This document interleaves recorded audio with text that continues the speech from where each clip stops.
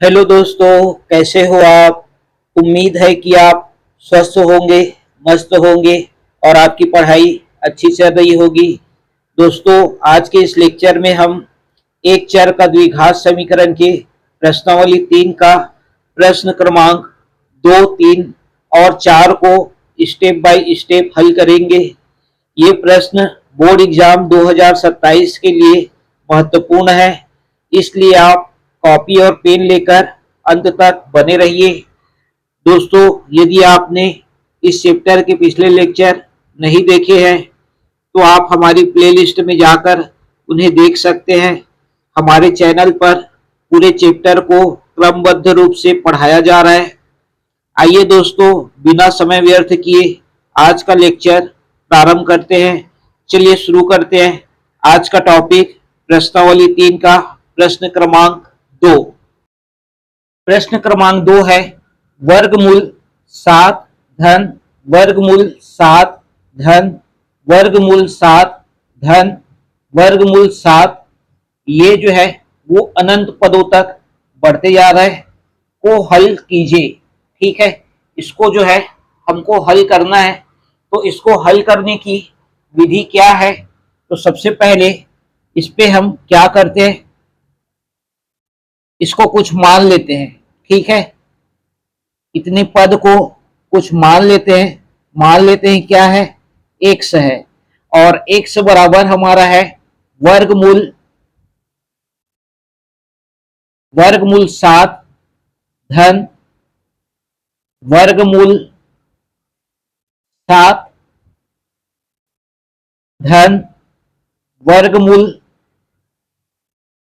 7 धन वर्गमूल 7 और ये आपका बेस डेस। ठीक है, यहां पर यदि आप देखेंगे तो आपको क्या पता चलेगा, पहला पद को अगर आप छोड़ देंगे, ठीक है, पहला पद को छोड़ देंगे तो ये भी आपका क्या है, वर्गमूल 7 धन वर्गमूल 7 धन वर्गमूल 7 और ये कहां तक जाते जा रहे हैं, ये जा रहा है आपका अनंत पदों तक। और इसके बराबर कितना है, इसके बराबर है x। ठीक है, इतने के बराबर क्या है, x है। तो इतने को हम क्या लिख सकते हैं, पहला पद को छोड़ दीजिए। ठीक है, पहला पद को छोड़कर इतने के स्थान पर हम लिख सकते हैं क्या, x। ठीक है, क्या लिख सकते हैं, x लिख सकते हैं। इसके बाद जो है दोनों पक्षों का क्या कर देते हैं, वर्ग कर देते हैं। वर्गमूल को हटाने के लिए दोनों पक्षों का वर्ग करने पर वर्ग करेंगे, ये आपका हो जाएगा x का वर्ग और इधर आ जाएगा आपका वर्गमूल 7 धन x का वर्ग। ठीक है, इसके पश्चात अगला पद क्या आ जाएगा, x का वर्ग बराबर वर्गमूल का अगर वर्ग करते हैं तो वर्गमूल का चिन्ह क्या होता है, हट जाता है। ठीक है, क्या हो जाता है, हट जाता है। अब इसके बाद जो है पूरे पद को, इसमें पूरे पद को नहीं, सिर्फ x को पक्षांतर कीजिए। ठीक है, इसको पक्षांतर करेंगे सिर्फ x को, ये हो जाएगा ऋण का x बराबर आ जाएगा हमारा 7। ठीक है, बराबर हमारा आ जाएगा 7 और इसको जो है हम पूर्ण वर्ग विधि से हल करेंगे। इसीलिए यहां पर क्या लिए हैं, 7 को दाएं पक्ष में लिए हैं। ठीक है, और इसके बाद जो है क्या किया जाता है, ये जो आपका x है इसको हम क्या करेंगे, 2x के गुणांक के रूप में लिखेंगे। तो यहां पर 2 का गुणा कर रहे हैं अंश में, तो हर में भी करना पड़ेगा। क्या करना पड़ेगा, हर में भी आपको करना पड़ेगा। अगर आप 2 का गुणा कर रहे हैं तो 2 का भाग देना पड़ेगा, 3 का गुणा करेंगे तो 3 का भाग देना पड़ेगा।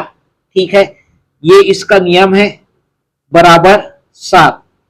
2 का ही गुणा क्यों किया गया है, क्योंकि हमको सूत्र के रूप में लाना है कौन सा सूत्र, a का वर्ग ऋण 2ab धन b के वर्ग का सूत्र मिलाना है, इसलिए 2 का गुणा किया गया है। ठीक है, अब जो है क्या करते हैं, दोनों पक्षों में 2x के गुणांक 1/2 का वर्ग जोड़ने पर, ठीक है, इसका क्या करेंगे, 1/2 का वर्ग जो है जोड़ देंगे। तो चलिए देखते हैं आगे। आगे आ जाएगा आपका अगला पद, x का वर्ग ऋण 2x गुणित 1/2 धन 1/2 पूरे का वर्ग बराबर 7 धन 1/2 का वर्ग। ठीक है, 1/2 का वर्ग इधर भी जोड़े हैं और दाएं पक्ष में भी जोड़े हैं। ठीक है, इसके बाद जो है इसको हल करते हैं। इसको और क्या लिखा जा सकता है, 2x को 2 गुणित x गुणित 1/2 धन 1/2 पूरे का वर्ग बराबर 7 धन 1 का वर्ग 1 होता है, 2 का वर्ग 4 होता है। ठीक है, इसके पश्चात इधर क्या जाएगा, a का वर्ग ऋण 2ab धन b का वर्ग बराबर आपका क्या होता है, a धन b पूरे का वर्ग। ठीक है, अगर धन रहे तो धन का आता है, लेकिन यहां पर क्या है, ऋण है, तो ये आ जाएगा a ऋण b पूरे का वर्ग। ठीक है, इधर वाले को हल करेंगे, ये आ जाएगा आपका, दोनों का एलसीएम कितना आ जाएगा, 4 आ जाएगा। ठीक है, और 7, ये जो 4 है इसका 7 के साथ गुणा कर देंगे तो 7 चौक कितना हो जाएगा, 28 धन 1। ठीक है, इसके बाद अगला पद क्या आ जाएगा, ये आएगा, इधर जो है बाएं पक्ष में आपको कुछ नहीं करना है, दाएं पक्ष में क्या आ जाएगा, 28 और 1 29 बटे क्या हो जाएगा, 4। ठीक है, 29 बटे क्या आ जाएगा, 4 आ जाएगा। ठीक, इसके पश्चात अगला पद आ जाएगा x ऋण 1/2 और इधर आपका लग जाएगा वर्गमूल। ठीक है, वर्गमूल 29 बटे क्या आ जाएगा, 4। ठीक है, इसके बाद जो है अगला पद क्या आएगा, चलिए देखते हैं। पिछला पद था हमारा क्या, x ऋण 1/2 बराबर धन ऋण वर्गमूल 29/4। ठीक है, इस पे आ जाएगा x ऋण 1/2 बराबर 29 जो है अभाज्य संख्या है, मतलब उसको 2 भागों में नहीं बांटा जा सकता, ना ही 29 जो है किसी का वर्ग है तो उसका वर्गमूल कितना आएगा, 29 ही आएगा। ये आपका वर्गमूल 29 हो गया। 4, 2 का वर्ग कितना होता है, 4 होता है, तो 4 का वर्गमूल कितना हो जाएगा, 2 हो जाएगा। ठीक है, इसके बाद जो है क्या करते हैं, इसको 2 भागों में बांट लेते हैं। ठीक है, 2 भागों में बांट लेते हैं। इधर ले लेते हैं आपका धन चिन्ह लेने पर, धन चिन्ह लेने पर, और इधर ले लेते हैं आपका ऋण चिन्ह लेने पर, ऋण चिन्ह लेने पर। ठीक है, तो धन चिन्ह लेंगे, ये आ जाएगा आपका x ऋण 1/2 बराबर धन का वर्गमूल 29/2। ठीक है, और इधर आ जाएगा ऋण वाले पक्ष में क्या आ जाएगा, x ऋण 1/2 बराबर ऋण का वर्गमूल 29/2। ठीक है, इसके बाद जो है अगला पद आ जाएगा x बराबर वर्गमूल 29/2 ऋण वाला पद पक्षांतर होकर किस में बदल जाएगा, धन में बदल जाएगा। ये आ जाएगा आपका धन का 1/2। ठीक है, x बराबर, दोनों का हर समान है तो एलसीएम क्या आता है, 2 आता है। ठीक है, 2 है तो 2 आएगा। और अंश का पद जो है जैसा है वैसे ही लिख देते हैं और बीच में जो चिन्ह रहता है वो लगा देते हैं। ठीक है, तो इस तरह से हमारा x का पहला मान क्या मिल गया, वर्गमूल 29 धन 1/2। ऐसे ही ऋण चिन्ह वाले तरफ वाले को हल करते हैं तो ये x बराबर ऋण का वर्गमूल 29/2 धन 1/2। ठीक है, ये आपका आएगा। तो इस पे जो है x बराबर ये आ जाएगा क्या, वर्गमूल, पहले तो एलसीएम निकाल लेते हैं, 2 आएगा इसका भी। अंश वाला पद जैसा है वैसे ही लिख देते हैं। ठीक है, बीच में जो चिन्ह है वो लगा देते हैं। ठीक है, तो ये हमारा दूसरा मान हो गया। तो इसका हल जो है हमको प्राप्त हो गया है, क्या है, अतः अभीष्ट हल x बराबर वर्गमूल 29 धन 1/2 और दूसरा है ऋण का वर्गमूल 29 धन 1/2। ठीक है, ये है हमारा आंसर। ठीक है, ये क्या है, हमारा आंसर है। तो इस तरह से जो है प्रश्न क्रमांक 2 को हमको हल करना था। ठीक है, इसके पश्चात देखते हैं अगला प्रश्न। अगला प्रश्न है हमारा, 2 क्रमागत प्राकृत संख्याओं के वर्गों का योग 85 है, संख्याएं ज्ञात कीजिए। ठीक है, तो इस पे 2 क्रमागत मतलब होता है क्रम से, प्राकृत संख्या जो कि कहां से स्टार्ट होता है, 1 से। तो 2 क्रमागत प्राकृत संख्या बोल रहा है तो पहला मान लीजिए 1 है तो दूसरा क्या होगा, 2 होगा। ठीक है, तो 2 क्रमागत प्राकृत संख्या 1 और 2। ठीक है, इस तरह से आपका होगा। तो 2 प्राकृत संख्याओं में कितने का अंतर होता है, 2 क्रमागत प्राकृत संख्याओं में 1 का अंतर होता है। ठीक है, कितने का अंतर होता है, 1 का। तो यहां पास मान लेते हैं, माना कि 2 क्रमागत प्राकृत संख्याएं, 2 क्रमागत प्राकृत संख्याएं क्या है, पहला अगर x है, ठीक है, तब दूसरा क्या हो जाएगा, x धन 1। ठीक है, क्योंकि 2 क्रमागत प्राकृत संख्या बोल रहा है और प्राकृत संख्याओं के बीच में, 2 क्रमागत प्राकृत संख्याओं के बीच में 1 का अंतर होता है। कितने का, 1 का। ठीक है, इसके बाद आ जाते हैं प्रश्नानुसार इसमें जो है 2 क्रमागत प्राकृत संख्याओं के वर्गों का योग 85 है। कितना है, 2 क्रमागत प्राकृत संख्याओं का योग 85 है।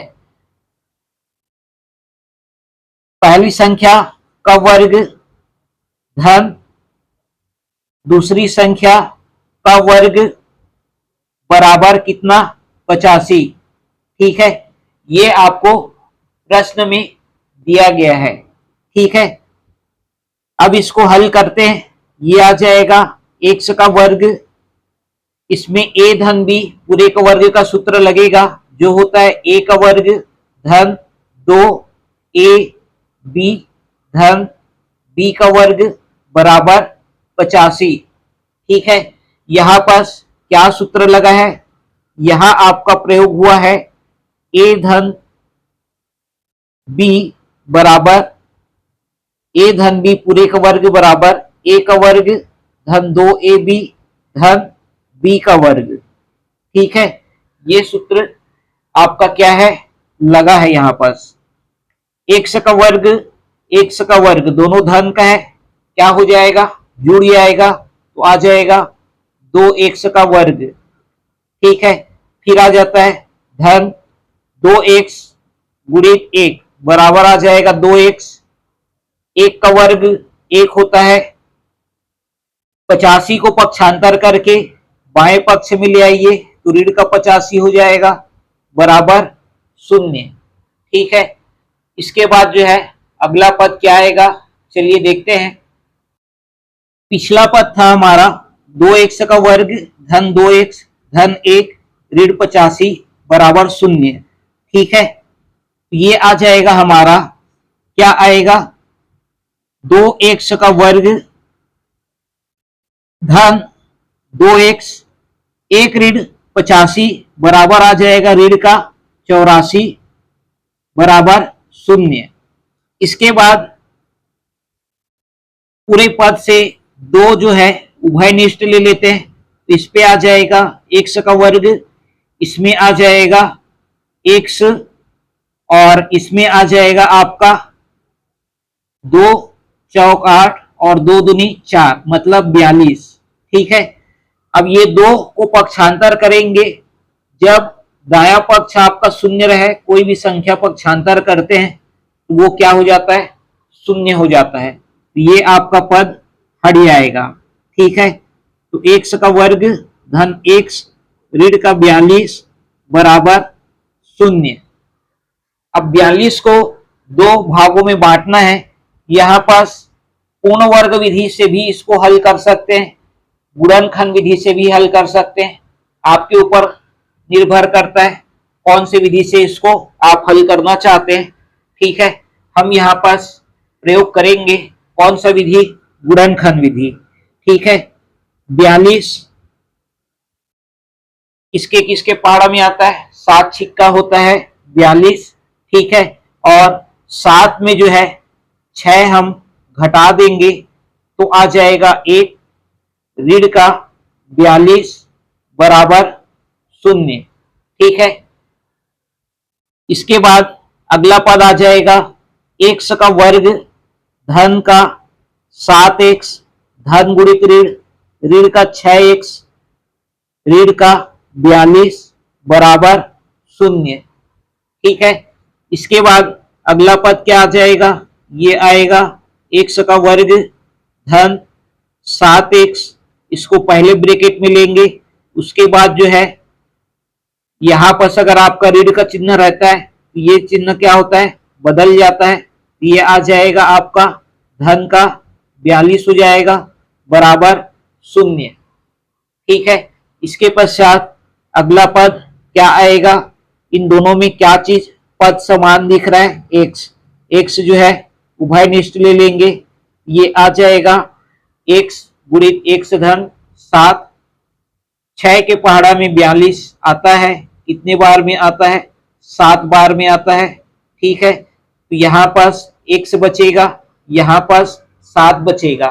ठीक है, इसके बाद अगला पद क्या आ जाएगा, जो पद समान है उसको एक बार लिखते हैं, तो x धन 7 और बच गया आपका पद क्या, x ऋण 6, x ऋण का 6 बराबर 0। ठीक है, इसके बाद पहले वाले पद को शून्य के बराबर करते हैं, x धन 7 को शून्य के बराबर हम करेंगे, फिर देखते हैं क्या मान प्राप्त होता है। चलिए, यहां पास आ जाएगा आपका x बराबर ऋण का 7। ठीक है, इसके बाद दूसरे वाले मान को शून्य के बराबर करते हैं, x ऋण 6 को शून्य के बराबर करेंगे, ये आपका आ जाएगा x बराबर धन का 6। ठीक है, एक मान ऋण का और दूसरा मान धन का। ठीक है, क्योंकि x क्या है, प्राकृत संख्या है और प्राकृत संख्या कभी भी ऋणात्मक नहीं होता है, तो यहां पास लिखना पड़ेगा क्योंकि प्राकृत संख्याएं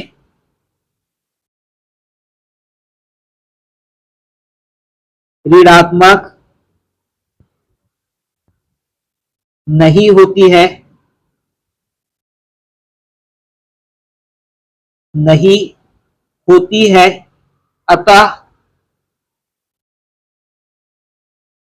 x बराबर ऋण 7, x बराबर ऋण ऋण का क्या है, x बराबर ऋण 7 की उपेक्षा करने पर, उपेक्षा करना मतलब क्या होता है, छोड़ने पर, ठीक है, उसको हम क्या करेंगे, छोड़ देंगे। अब क्यों छोड़ेंगे, तो उसका कारण क्या है, ऋणात्मक है, इस कारण से क्या करेंगे, उसको छोड़ देंगे, ठीक है, इसको x बराबर ऋण 7 को। तो चलिए आगे देखते हैं क्या आएगा। अतः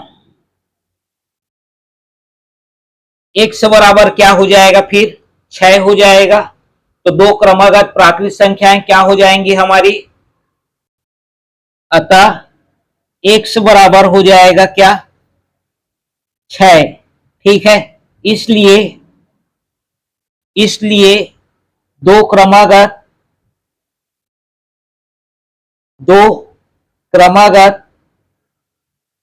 प्राकृत संख्याएं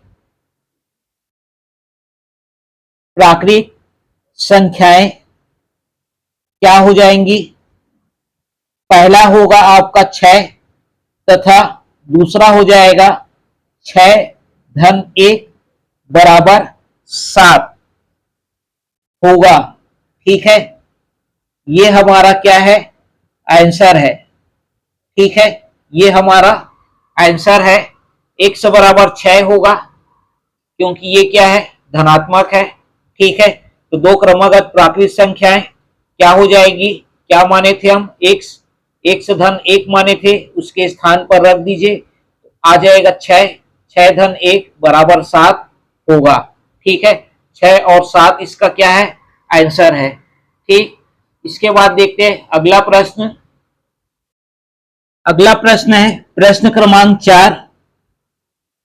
क्या है, दो क्रमागत प्राकृत संख्याओं का गुणनफल 20 है, संख्याएं ज्ञात कीजिए, ठीक है। ये भी अभी आपका जो प्रश्न बनाए थे ठीक उसी की जैसे है, बस इस पे क्या दिया है, प्राकृत संख्याओं का गुणनफल 20 है बोला है। तो यहां पर भी वैसे ही मानेंगे, माना कि दो क्रमागत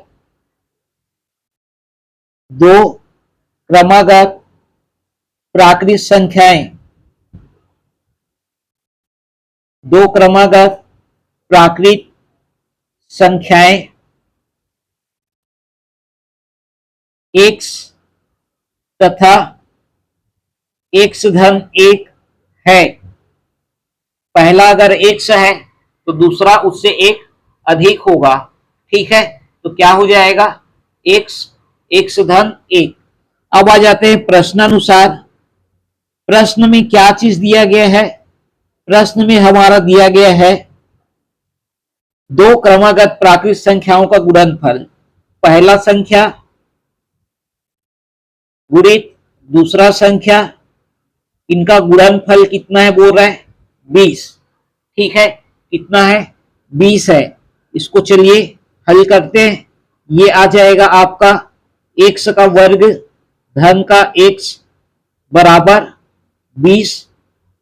इसके बाद 20 को पक्षांतर करके बाएं पक्ष में ले आइए, ये आ जाएगा x का वर्ग धन x ऋण 20 बराबर 0, ठीक है।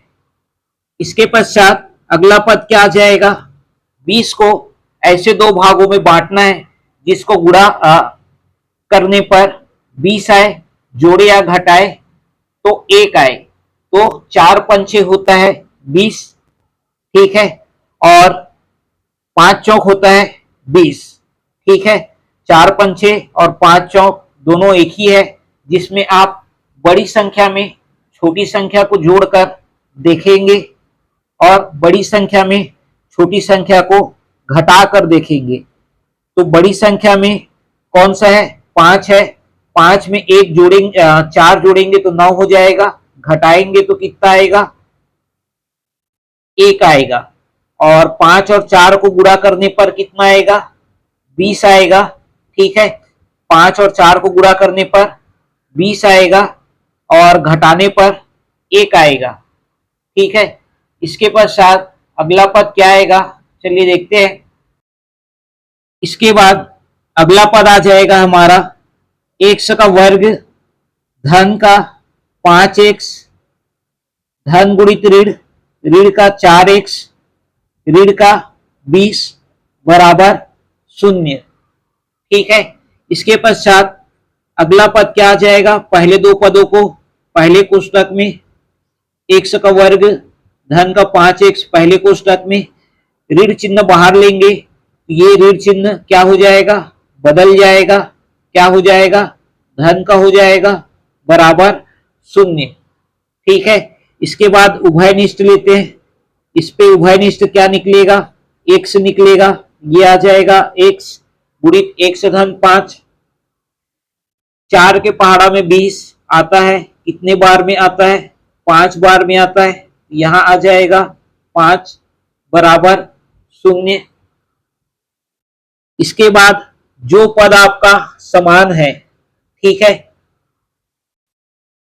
जो पद आपका समान है उसको एक बार लिखेंगे, वो है आपका x धन 5 और आ जाएगा x ऋण का 4, उसके बाद x ऋण 4 बराबर 0। इसके बाद पहले वाले मान को 0 के बराबर करते हैं, जो है x धन 5 बराबर 0। ठीक है, तब जो है, तब आपका x बराबर क्या आ जाएगा, ऋण का 5। ठीक है, x बराबर क्या आ जाएगा, ऋण का 5 आएगा। ठीक है, x बराबर ऋण का 5। चलिए आगे देखते हैं। पिछला पद हमारा क्या मिला था, x बराबर ऋण का 5, ये पहला मान है हमारा। ठीक है, अब जो है दूसरे वाले मान को 0 के बराबर करते हैं, जो था x ऋण 4 बराबर 0, तो ये आ जाएगा x बराबर धन का 4।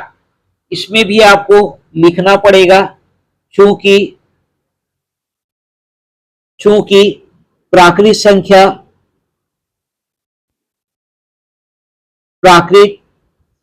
संख्याएं ऋणात्मक नहीं होती है, ऋणात्मक नहीं होती है,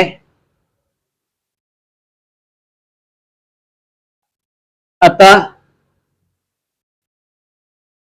इन दोनों में ऋण वाला मान कौन सा है, ऋण का 5, अतः x बराबर ऋण 5 की उपेक्षा करने पर, ठीक है, क्या करेंगे, उपेक्षा करेंगे, मतलब छोड़ देंगे।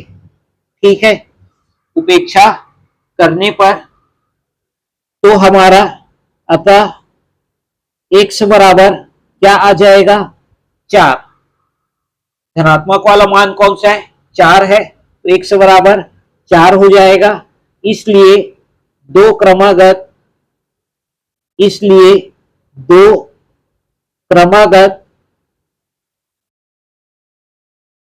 प्राकृत